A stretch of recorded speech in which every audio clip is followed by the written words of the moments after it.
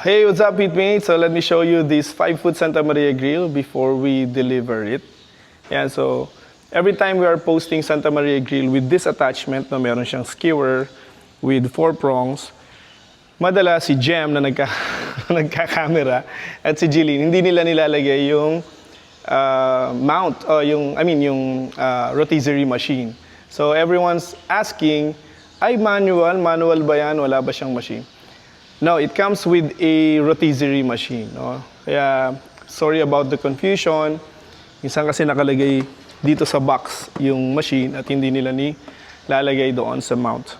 Alright, so this is a 5-foot Santa Maria grill with brasero. So you can build your fire here, let the embers fall, and then you just push it on the side. No? Okay, so don't mind that. Pero tayong alarm pag tapos na yung break nila. Yan, so it is brick-laid. Open to push the embers on this side. Yeah. Shafting siya.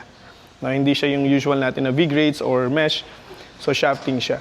Actually, ito yung mas recommended namin kasi mas madali siyang gamitin, linisin. At the same time, mas madali siyang i-replace. No, madali siyang baguhin. Yeah. Ito yan. Alright, so this is the rotisserie set. Meron siyang 4 prongs kasi nga medyo mahaba siya.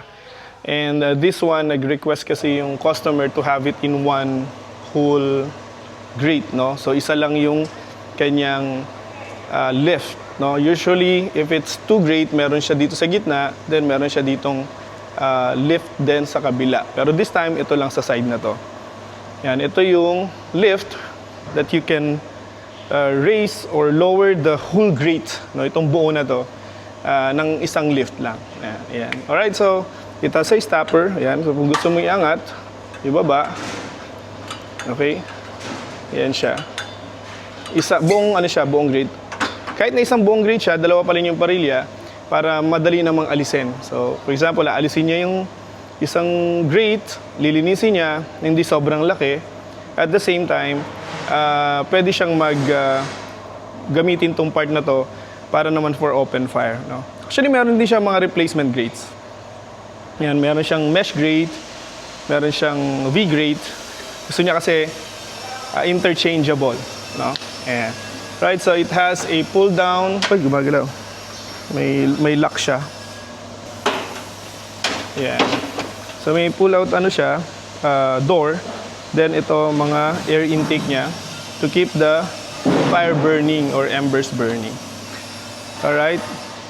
Meron din siyang drip pan or drip catch sa harapan para naman dun sa mga mantika na tutulo, no? Ayan. Sa V-grate or even sa mga ganito, may mantika pa rin siyang umaabot dito. Ayan.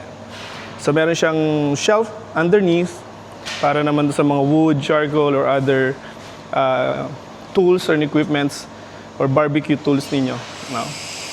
Alright, so balikan natin yung ating rotisserie machine. Removable siya. Ayan, pwede siyang tanggalin. At the same time, itong kanyang mount on both sides, meron lang siyang kailangan mong i-loosen up para maibaba taas mo yung height or yung level ng inyong meat from the embers. No? So removable siya, yung mga mount natin. Alright, so that's our 5-foot Santa Maria grill. Custom build upon request ng ating valued customer at may mga additional request siya. So if you want to learn about this build and interested about this build, just visit our page and send us a message, and si Jem at si Jillian would be happy to serve you. Alright, thank you for watching and smoke on.